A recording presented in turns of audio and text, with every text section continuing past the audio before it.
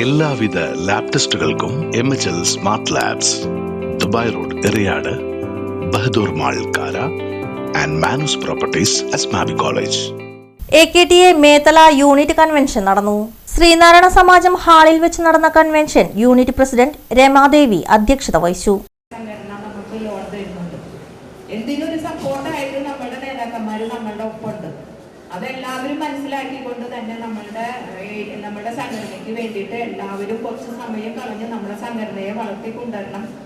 അതുപോലെ തന്നെ നമ്മളുടെ യൂണിറ്റിന്റെ ഞാൻ എല്ലാ പ്രാവശ്യം പറയുന്നതാണ്, ഏറ്റവും ഒരു അടിത്തറ നമ്മുടെ SHC കൺവീനർമാരും SHC അംഗങ്ങളുമാണ്.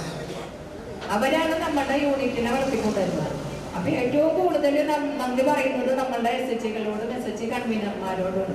എന്ത് കാര്യത്തിനും ഇപ്പൊ നമ്മൾക്കറിയാം, നമ്മളുടെ ഒരു സംസ്ഥാന സമ്മേളനം നടന്നു, എല്ലാവരും അതൊരു ചർച്ചാ വിഷയമാക്കി നല്ല രീതിയിൽ. എന്താണെന്ന് വെച്ചാൽ ആ സമ്മേളനം നടന്ന സ്ഥലത്ത് നമുക്ക് എല്ലാവർക്കും ഒന്ന് നിൽക്കാൻ പോലും ശരിക്കും സ്ഥലമില്ലാത്ത ഒരു അന്തരീക്ഷം വന്നുകൂടാ.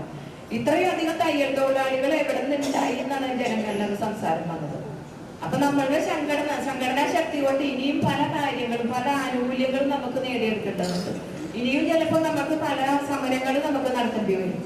എല്ലാവരും അതിൽ നല്ല സമ്പൂർണമായിട്ട് നിന്ന് നമുക്ക് എല്ലാവരുടെയും നല്ലൊരു സംഘടനയാക്കി നമ്മളുടെ AKTA സംഘടന നമുക്ക് ഉയർത്തിക്കൊണ്ടുവരണം എന്ന് മാത്രമേ ഞാൻ പറയുന്നുള്ളൂ. AKTA ജില്ലാ കമ്മിറ്റി അംഗവും മതിലകം ഏരിയ സെക്രട്ടറിയുമായ അൻസിയ റഹ്മത്തുള്ള ഉദ്ഘാടനം നിർവഹിച്ചു.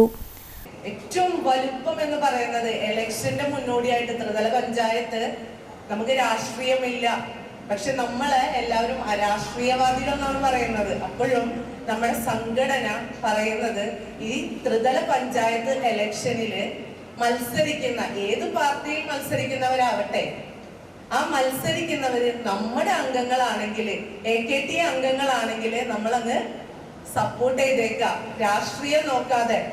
അതാണോ അരാഷ്ട്രീയത? ആണോ? അല്ല. അപ്പോ അതുപോലെ തന്നെ നമ്മുടെ യൂണിറ്റ് സെക്രട്ടറി OS സതീശൻ വാർഷിക റിപ്പോർട്ടും യൂണിറ്റ് ട്രഷറർ ജിഷ ഉണ്ണികൃഷ്ണൻ വരവ് ചെലവ് കണക്കും അവതരിപ്പിച്ചു. ഏരിയ സെക്രട്ടറി TV ഗണേശൻ സംഘടനാ റിപ്പോർട്ടും അവതരിപ്പിച്ചു. Area president PS Dhananjayan, area committee അംഗം വത്സല പുരുഷോത്തമൻ എന്നിവർ സംസാരിച്ചു.